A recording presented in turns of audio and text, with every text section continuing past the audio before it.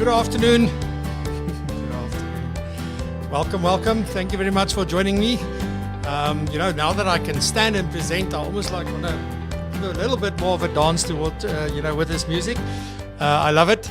And every time, I don't know, since the very first time I heard that jingle of mine, it's just the piano and everything, it just hits the heart every time. I don't know, it's been a year and a half since I've been using that specifically for the podcast as well as for the show.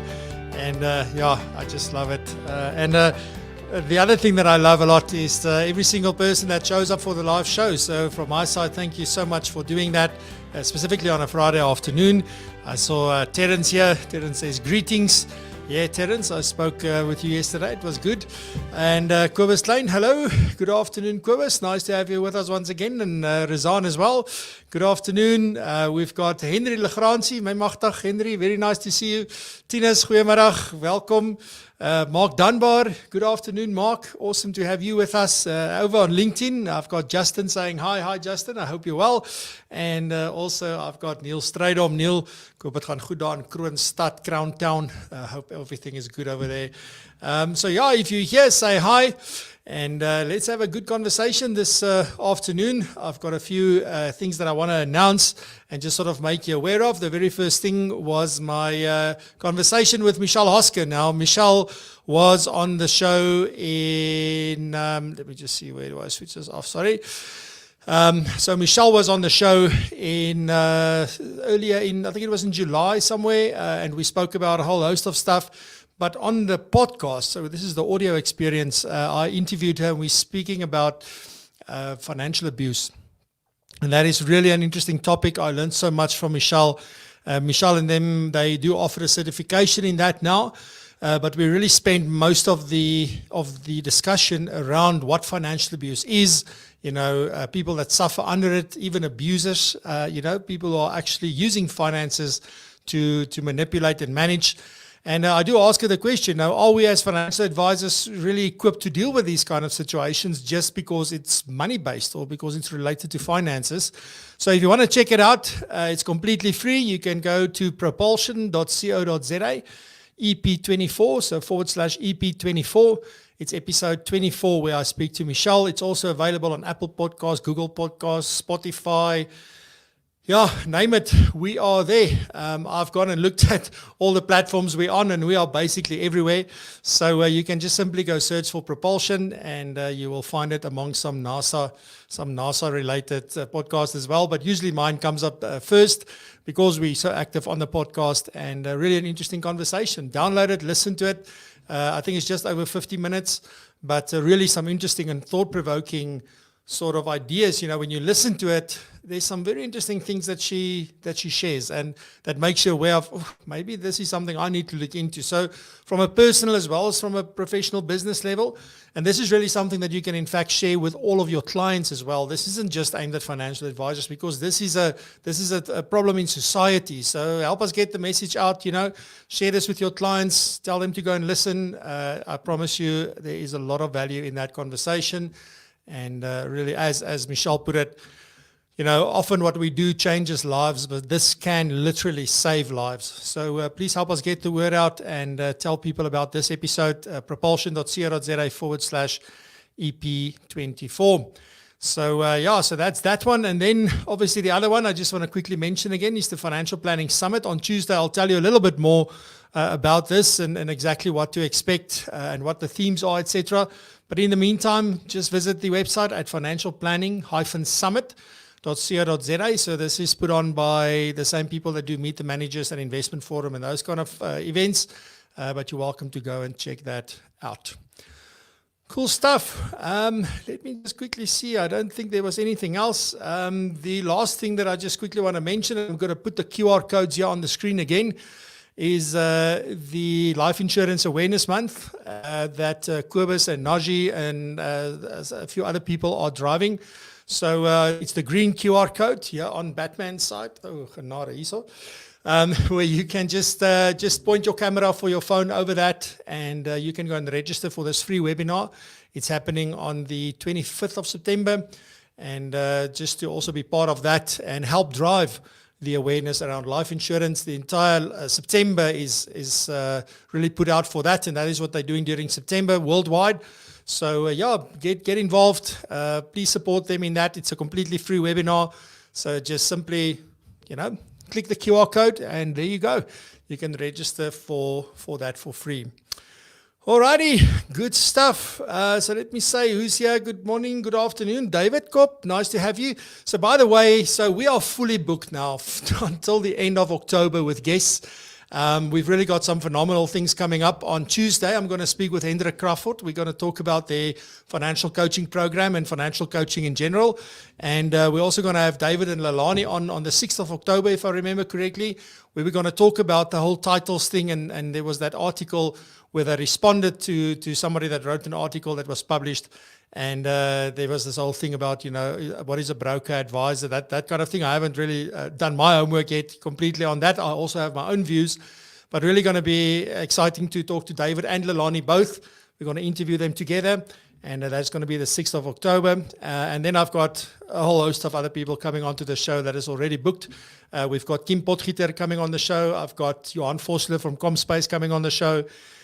And a couple of others, which I can't recall off the top of my head right now, but we are fully booked. So really excited for that and to bring you so much value in the next 2 months so that, we keep growing and we keep moving forward. Good afternoon, Adrian Jordan, goeiemiddag. Carol, good afternoon. And Russell Ho, my friend, good afternoon. Got my ticket already for the Financial Planning Summit. Seems like a good lineup. Yes, it's going to be interesting.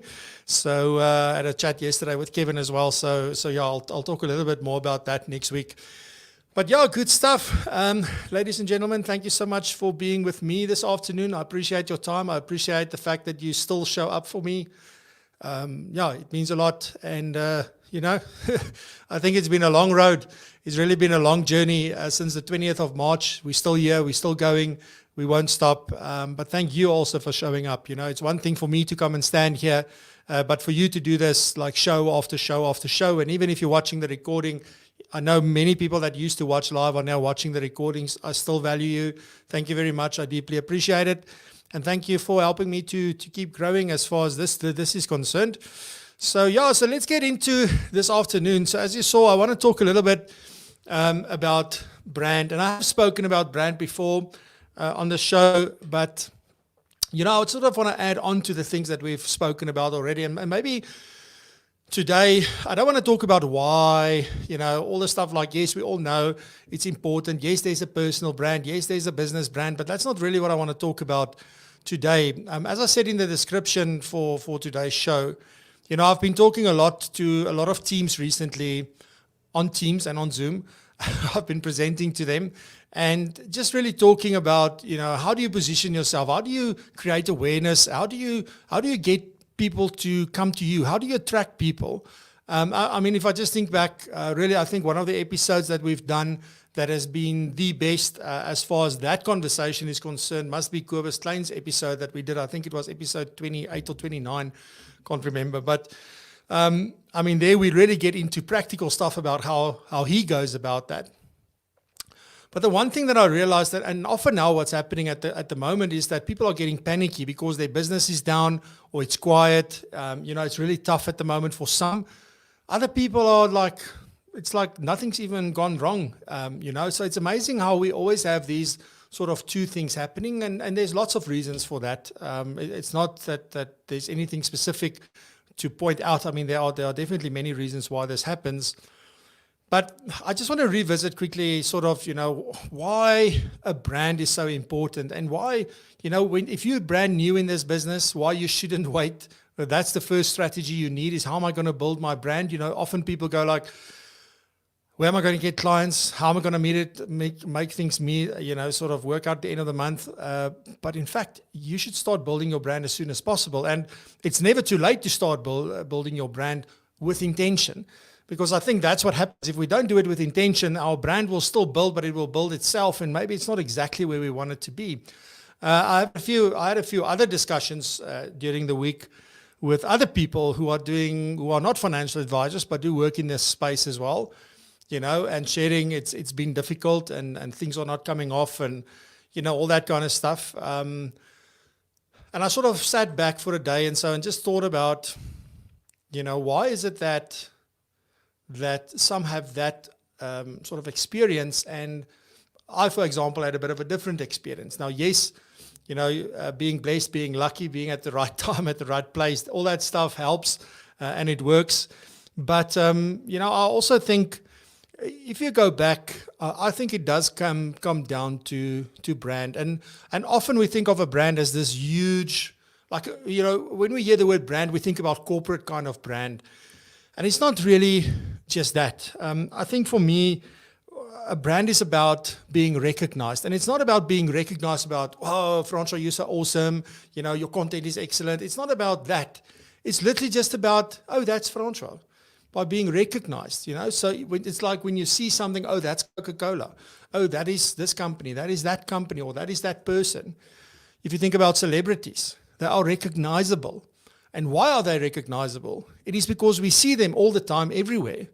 And often people will go like, that's not me. I don't want to be in the public eye. I don't want to be seen everywhere. I don't want to be seen all of the time. My life is my life. I want to stay private. And that is absolutely everybody's choice. I made a choice to be more public and to be more visible where I could be. And I think that is one of the determining factors. You can have the best content in the world. You can have the best knowledge. You can provide the best service. You can provide all of that stuff. But if people don't know about you and they don't recognize you when they see you, and also, and here's the other thing, often we see something once and we do remember it because it was so unique that you couldn't, your brain just went like, oh, something new, let's just make a NB note or something. But other times we got to see something over and over and over again, particularly if there's lots of other people doing the same thing, or lots of other companies doing the same thing, or lots of the same thing being out there. So I think from that perspective, the other reason what brand is about, or not the reason, but the other thing that brand is about for me is about trust and credibility. So if you think about being recognizable, so that when people see you, when you keep on showing up consistently and you keep on showing up in the way that you say you're going to do, then that builds trust and credibility. Sorry, I think I used up all my language this week. It was quite a busy week. So please forgive me for that. But anyway, so it's that. And if there's trust and credibility, it means there's also, by implication, reliability, that people can rely on you to show up, to rely on you to do what it is that you say you're going to do. And that, I think, most importantly, is that if you build a very strong brand and a good brand, that they know that there's accountability that goes with that. So you're not going to build this brand, be in the public eye, be recognizable, and all of that stuff if you're not going to be accountable for what it is that you do. And I think those things are really what builds up to where people start remembering you, because it's about being top of mind. And I think that's what happened with so many businesses, particularly new businesses, or people that has been so long in the game, been doing things the way that they've been doing it, and suddenly everything around them changes, and they go like, oh hell, where's everybody gone? But because they haven't been building their brand actively and with intention, people forget about them.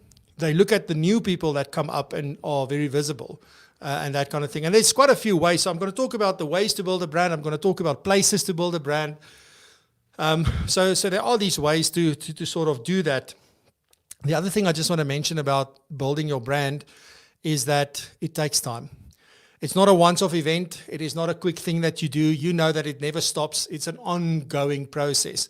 It's almost like, when you stop putting out content, or you stop being on the radio, or you stop being in the newspaper, or you stop just maybe having your client events, slowly but surely, and then suddenly people forget about you and that you even exist. So if you're not going to send out newsletters, when you phone in a year's time, nobody has really thought about you. We think sometimes we have clients for years and years and years, and every year I want to review their stuff, they say no. Every time I want to review their stuff, they say no. And then I stop talking to them during the year. I stop asking them about, do they want to review? Because I think like, no, there's nothing new. But in fact, you then are not going to be top of mind for them. They're going to start forgetting about you, and so on and so forth. And then you start from scratch. It is that story of the pump that old Zig Ziglar used to tell. So it's the same thing around that. If you want to build your brand, it doesn't matter whether you're new, whether you've been around a long time, whether you have a brand or not. It takes effort. It takes energy, and it needs consistency. So those things are very important. And this is something that I see so much, when it comes to social media specifically, is that when somebody has something to say or something to sell, suddenly they are everywhere and they are busy. And it goes like, geez, wow, that person's like, and then even within a month, they're gone. And you never see them again until the next time that they've got something. And I don't think that is the way to build a brand, because what people are going to start to relate to that is that it's only when they have something to sell. They don't really care about me. There's nothing of value there. It's just when they want something, they're going to show up. So that's also very dangerous if one goes down that path. And that can be different for different people, but absolutely. And then one thing, if I think about the show and that what the show has turned out to become, I didn't have a plan in the beginning. Now looking back, I'm thinking like, well, if I had a plan and I had a bit more intention, maybe we could have gone further. I don't know. I do like the fact that this started organically and that we built this as we went on. We sort of started to identify what this is about, what the audience is looking for and all of that. So it has luckily gone in the right direction. But if you work without a plan, it can just as well go in any other direction. And maybe you don't like there where you end up at the end of the day, or to course correct, if you will, is going to take a lot more effort and a lot more time to be able to do that. And sometimes you have to start from scratch. So that continuous effort, being consistent and having a plan of where it is you want to go, how you want to be perceived and how you want to be seen, that really will sort of inform the rest of the things that I want to talk about and where you would go and how you would go about building your brand. So that's just sort of my viewpoint. You're welcome. Please share your ideas, in the chat as well. So that, how do you view branding? Is it something that you have a strategy for? Is it something that you do intentionally? Is it something that you sort of tick off every week and say, I spend time on my brand? Or is it more about business acquisition, client acquisition, making sure that things run in the business and more operational kind of stuff? I'll be keen to hear that from you. So please share that in the comments below. Then also, while I'm talking about that, just by the way, you can see here at the top, which side is it? This side. This is my QR code for, and I'm calling this the VCF portal. It's really a Profile Me card. And but you can also scan that QR code and go save that to your home screen. I'm going to do a video about exactly how to do that, which I'll post on the channel. But if you want to know the upcoming episodes, the previous episodes, behind the scenes stuff, you want to connect with us, you want to subscribe to the channel, you can your phone, and so you can just go to francoisdetour.co.za/portal.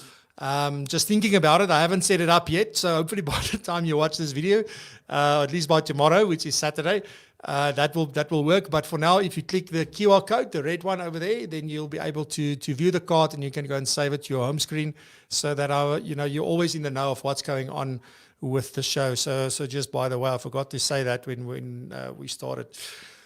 All right, so let me continue. I don't see any comments yet about like what you're doing for branding and how you view it. I know Kobus has got some great insights and views about branding.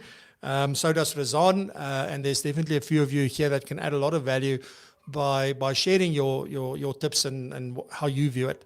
So let's talk a little bit about the ways to build this. I think the way that most financial advisors actually do this is one client at a time. So you're very quiet, nobody knows about you. You try and get your first client, then you try and get to the next client, the next client. So very slowly but surely, as you're building your practice, you're also building your brand with that. And also what you want with a good brand is that people will actually refer you on actively and with confidence, So they will actually, at the end of the day, go and find clients for you without you having to work so hard to get new clients. So that also is an indication of building a good brand. But that does take a very long time. I think it takes an immense amount of energy as well. So for some people, that is the way to go. For people like me, I've done that for a long time.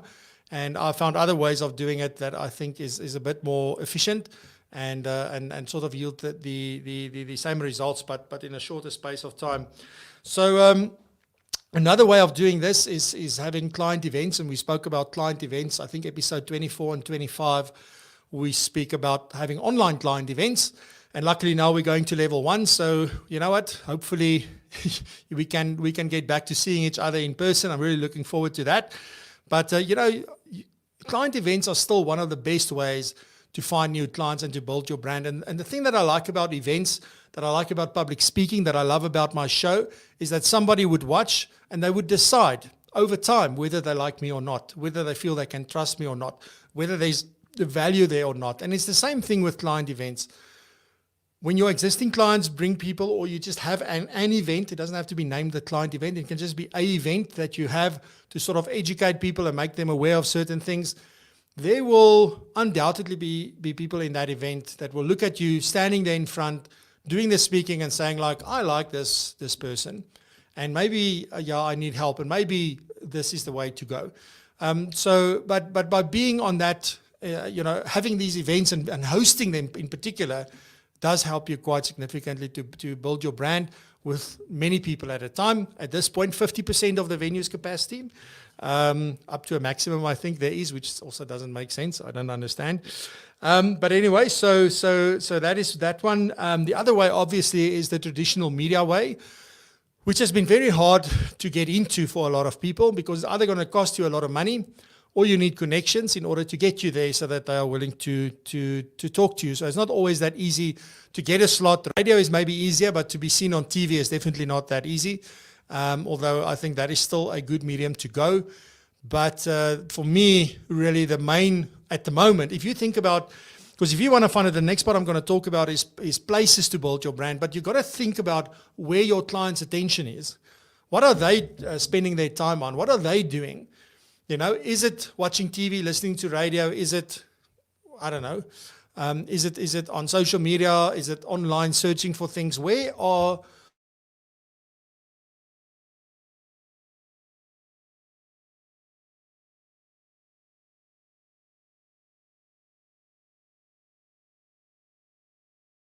they, how much people are using different things, etc. I hope everything is still fine. I see there was a flicker here, sorry. But yeah, so online is definitely for me a big way to reach more people. But you've got to be very, very clear on who it is you're trying to reach, the kind of brand you want to build, and what is it that you really want to attain through this at the end of the day? Because I've seen so often people create content, and they create like financial advisors, and they create the content for other financial advisors. And then they would ask me, like, what do I think? I think it's brilliant content, but my question is, why did you make it for other financial advisors? What is your intent? Who are you trying to reach?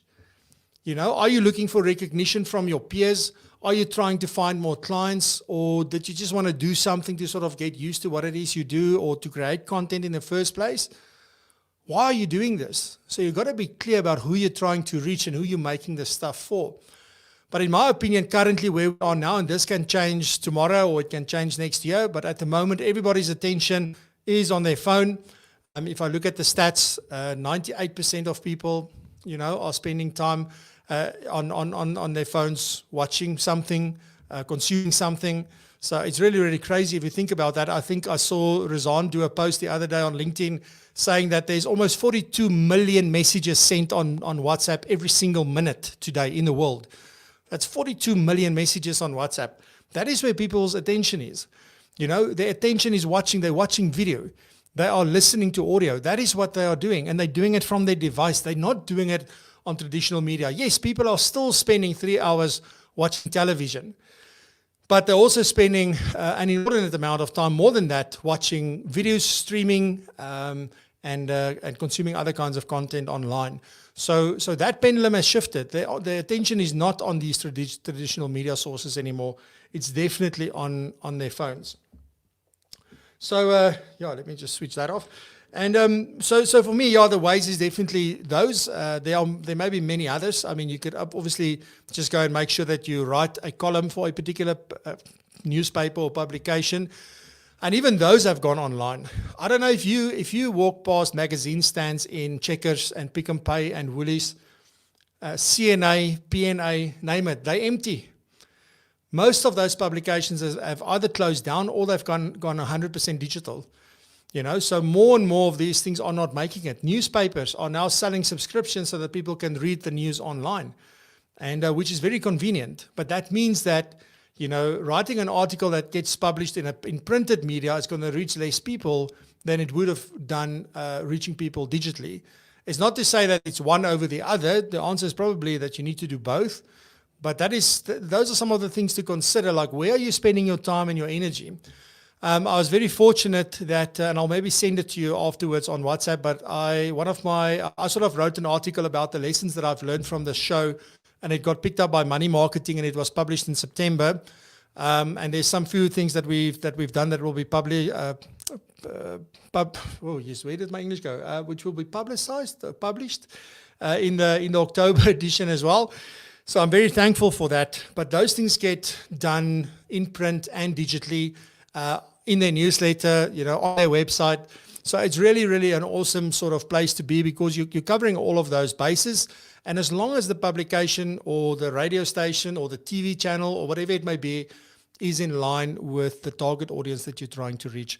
So that is sort of the main consideration. So let's talk about the places to really build your brand.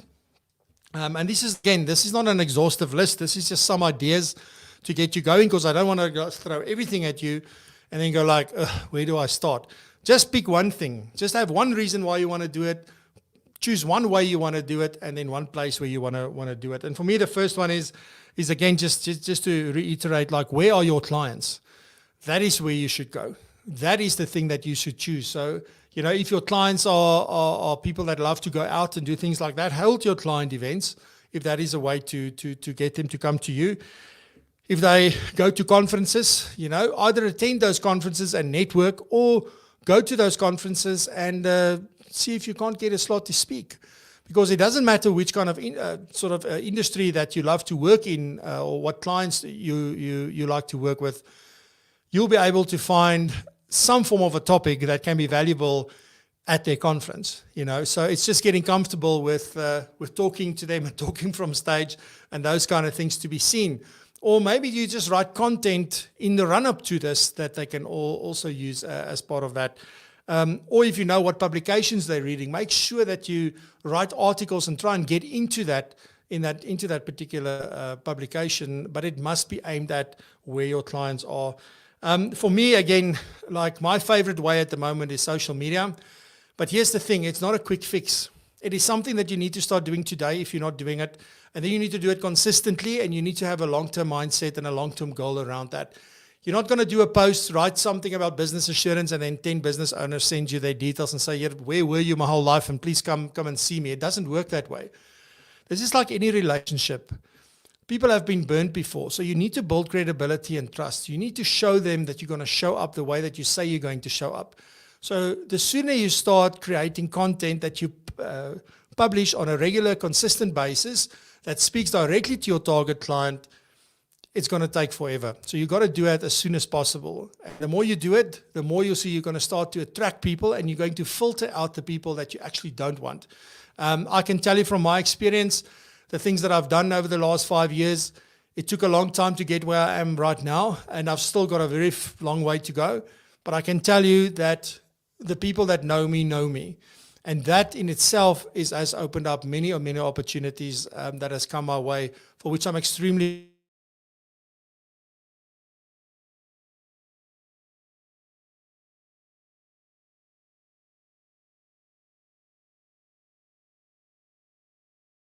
grateful in that sense.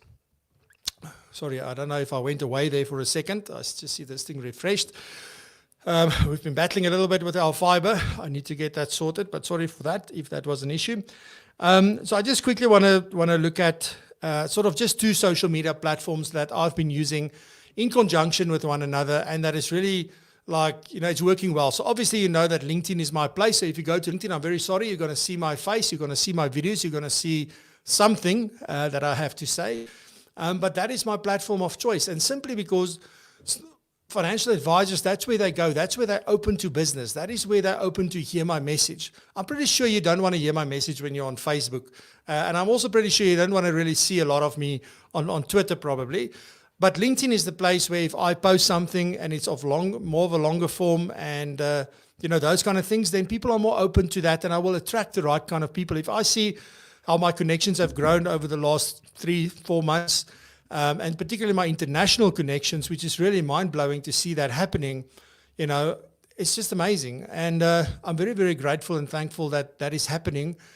But it is the result of many things that has come before that I've done where I didn't see any result. And here's the thing. So often then people get despondent, is that the word? To go like, it's all this effort, all this stuff. Nobody reads it, nobody comments, nobody shares it, nobody likes it. Nobody sends me a message, nobody replies to my WhatsApps. People are busy. They just don't always take the time to respond. But these things are almost like compound interest. It starts slowly, and then suddenly something clicks, and it takes one person to change all of that. So it's just something that you need to keep going at. So choose that main platform where your audience is, or your target client, or your actual existing. Start with your existing clients if you don't yet have a online community. Get them find out which platform do they prefer, and which platform are they most open on to actually do business or talk business or to hear your business sort of information. The stat says, and this was at the beginning of 2020, that each person has got more than 8.6 if you want, 8.6 social media accounts. So they're on multiple platforms, which on the one hand sort of supports the notion that you've got to be everywhere. I don't believe in that. I want to know everywhere they are. And then I want to find out which platform is your preferred platform, which one is their main platform and why. And then are they open for business on that platform? In other words, are they there for fun? Are they there to get away from real life? What is the intention when they're on that main platform for them? And if they are open to sort of hear from you or hear business-related things or to build a professional kind of relationship, then that's the one that I would focus on. And if you know for all your clients which one that is, that's an easy decision. And then on the other channels, what I would do is to just go and listen and see what they're posting. So I will still connect with them on Instagram and Twitter and all these places, but I won't be active on those platforms because it's just too much effort. But I can watch what they're posting, what they're commenting on, what they're liking, and then get a sense of what is important to them. So those things are definitely important and sort of ways that we can go about this, but that's maybe more from a marketing perspective. But that's just really the idea that I want to bring home to you, is that if you're really strategic about this, you can really build your brand a lot quicker than if you don't. And as I said right in the beginning, a strong brand is what will actually pull you through times like we've just gone through. And I think that's one of the reasons why some people did business in this time and others are struggling. It's because of brand. It is because you stay top of mind. It is because you were proactive in getting in touch with clients. It is because you focused on the person and not the business that you still did business. So that's just my opinion and my view. It's what I certainly experienced in my business. It may be different for different people. And surely there happened things that were outside our control. But still, I think from that perspective, it's important. And then the other thing is another way of really places that you can build your brand is just if you look at your existing network. If social media is not the place for you, or online, or having your website and all of this stuff work together, and you still want to do it the old-fashioned way, frequent communication with your network is really what it is about. So whether you do that through WhatsApp or telephone calls or having events, but staying top of mind, there is no better way of making sure that your brand continues to grow. The worst thing we can do is disappear because we're so busy, we're drained, we are tired. Those kind of things really is going to come back to bite us in the long run.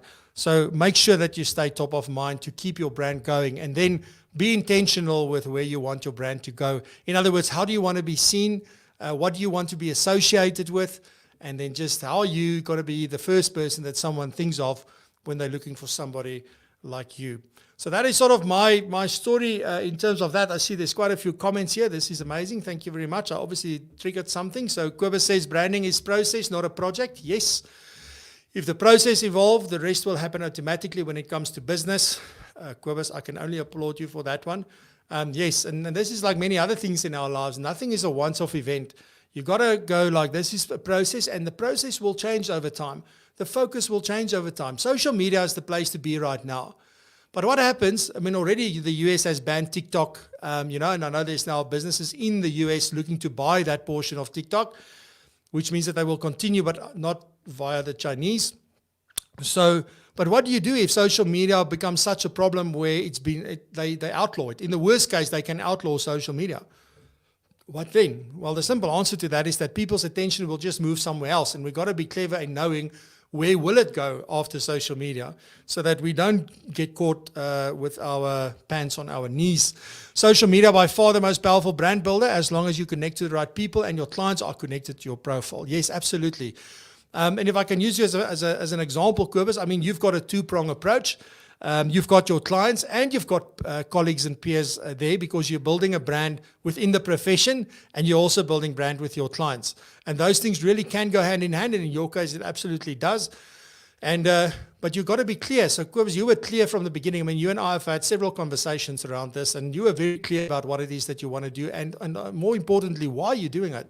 So I can't agree with you more. That is awesome. Hello, Arun. I see Razan responds to Kobus. Could you share how many hours you spend a week on brand activities, broadcasts, posts, etc., just to illustrate the amount of time and work it takes to reach a high level of brand awareness?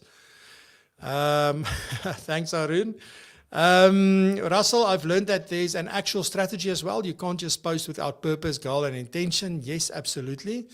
Bongi, hi Kobus, and afternoon all. Hello. We also need to make sure we're not using the social media posting for dopamine hits. Now that's important. It takes Gary V, did it for 3 to 4 years before he blew up. Yes, and I see there's like my game on Instagram, so I didn't even speak about Instagram. So on LinkedIn, I'm building my professional brand and everything that I do from a business perspective and those kind of things. And on Instagram, I'm giving people a little bit of a glimpse into my personal side. A little bit more where I'm a little bit more relaxed, more behind the scenes kind of stuff, which I won't post on LinkedIn. And that gives people two different reasons to sort of follow me on two different platforms and to be connected with me. But also it gets them to know me a little bit better. So there's a strategy there behind those two. But yes, my Instagram is very, very slow. And if I were to focus on how much reactions I get or how many people like it or send me something, I would have stopped already. So that shouldn't be the way that you do it. People also make the mistake of reporting generic content that's unrelatable to the average person and their target audience. I've seen it numerous times. Yes. So if you have a strategy and you know how you want to build your brand, I mean, there's lots that go into that. So you would actually talk about like, what am I going to do? Articles, video, audio, am I going to do all of it? And what about? What is it that audience needs from me? What is it that they're looking for? What is it that they will consume and say, whoa, this is amazing. Yeah, this person should actually be selling this stuff. It's that good. So that is sort of the thing. Other times we just show people what we're involved in and we attend this conference and we were at that training and that kind of stuff, and that's fine. But the bulk of your content should be value-driven for sure. Yes, absolutely. Let's see. Kobus, tough question to be honest, as I do not measure it per se. I did measure it over the first 100 days of COVID, and it was around 150 hours. So 1.5 per day, but in general, 15 hours a week maybe. Yes, it does take time. Some people say that you only need to spend 5 minutes a day or 2 minutes a day. And that's it. You can spend as little time as that if you want, or you can spend as much time as you like. So it's to have that balance between things that needs to get done and what you want to do. But the more time you spend building your brand, the quicker you'll build it. And I want to use again this show as an example. We went live daily for 75 days in a row. And that is what was the kickstart. If I look at how long things are taking now, just doing it twice a week, it feels like we're not getting to where we want to get. But that is it, so the more you do it, it's like anything, the quicker the results will come. And there's also that build phase where you can really look at it and say, well, once I've done this for so long, then I can step down a little bit and then just be consistent with whatever it is that I'm doing from there. Cool beans. Awesomeness. I hope this was of value to you and that you enjoyed it. I see most people stayed on. Thank you very much. It's weekend. I hope you're going to have a lovely one and you're going to braai or just relax, or maybe you have to work, whatever, as long as you enjoy it. And just once more, just thank you so much for being here this afternoon. I deeply appreciate it. Thank you for telling people about the show. That means a lot, and you help me a lot as far as that is concerned. So, yeah, I just want to wish you a fantastic weekend and a fantastic Friday. And again, just from my side, thank you so much. I wish you all the best. Be blessed and prosper. I'll see you on Tuesday with Hendrik Crawford. Cheers.